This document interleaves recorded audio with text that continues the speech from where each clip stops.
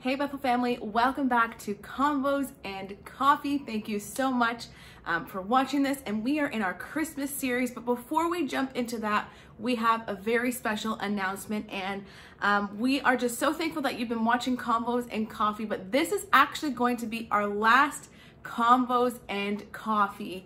So the amazing staff at Bethel has been doing this since the pandemic hit in 2020, and it's been wonderful, and we love that you guys are watching this and wanting to dive deeper into faith and all these questions and things we're discussing.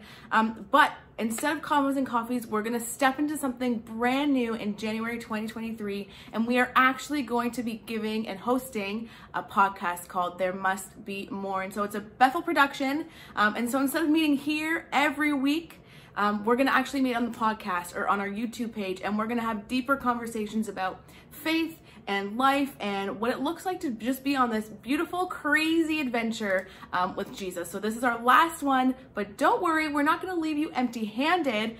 We will have the podcast There Must Be More coming in January 2023, so keep your eyes peeled for that. I'm very excited.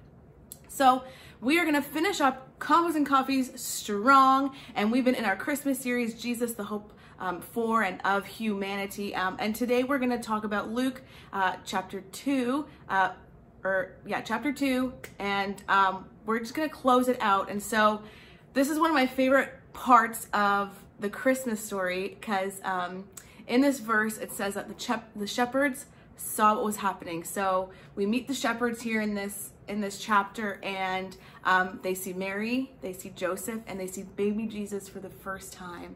And that encounter of seeing Jesus swaddled in his little clothes and his cloth in the manger, maybe, Mary's holding him, that changes their entire life and their entire perspective.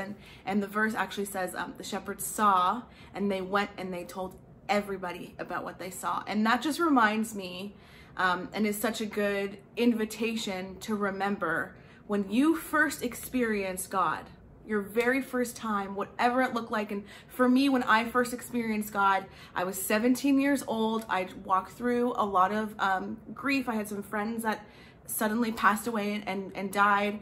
And I just remember crying out to God and Jesus and saying, like, if you're real, like, show me. And I physically just felt the arms of Jesus just wrap around me, and I felt the Holy Spirit come into my bedroom. I was 17 years old, and that's how I experienced Jesus for the first time. And these shepherds, they experienced Jesus for the first time, with Mary and Joseph.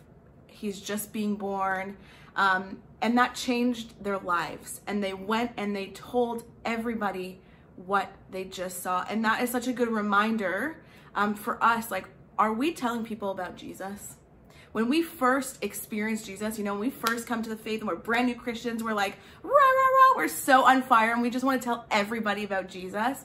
And over time, for some of us, that fades. And that's okay, that's normal, and there's no shame in that. And, God's not looking down at you and waving his finger at you because you haven't been, sharing your experience with Jesus to other people. But this passage is such a good reminder, especially right now in this season. Like, we're almost at Christmas time. We're just a few days out, which is so crazy. But this is the perfect time for us to share our stories, share our experience with God, because when we experience Jesus, that is life-changing and life-altering, but it's not meant for us. We're not meant to take our experience and gatekeep it, right? We're meant to savor it, thank Jesus for it, and then give that experience to everybody else, to your family, to your friends, to your coworkers, to strangers, to people you see on the bus, to, people in the grocery store, or maybe you're going crazy and you're Christmas shopping. Stop and pay attention about the people who are around you, because that's what Christmas is about. Like, Jesus is our redemption, but he's not just my redemption. And he's not just your redemption. He's not just my hope. He's not just your hope. He's the world's hope. He's your friend's hope, your family's hope, your coworkers' hope, strangers that you meet, people that you've been praying and praying and praying for. He's their hope too. And so I love the shepherds. I love that they got to experience baby Jesus live in the flesh. Like, I wish I could have done that. But what is significant is they don't keep it to themselves. they share about that experience. They share about Jesus, what they saw. And I think how Jesus was going to change the world. I do believe that I interpret that for myself, that they not only see who he is, but they see who Jesus is going to be. And so we as Jesus followers, we need to share that hope for humanity. We need to share the story of Christmas, the story of Jesus. You know, Pastor Peter saying the King of Christmas, like we get to share the King of Christmas. And so this week I want to encourage you. I know it's busy. I know Christmas is coming and you're wrapping presents and you're baking and you're getting ready to travel for seeing families and get-togethers. But I just want to remind you that Jesus is our hope. He's the first hope. He's the last hope. He's the only hope. And we don't get to keep that for ourselves. We are supposed to share it just like the shepherds did. So Merry Christmas, Bethel family. We love you. We love you. We hope that you have such a beautiful Christmas and that you remember above all the craziness and the family and the food and the baking and the good times, that Jesus is our hope. And we're so thankful for Jesus this Christmas season.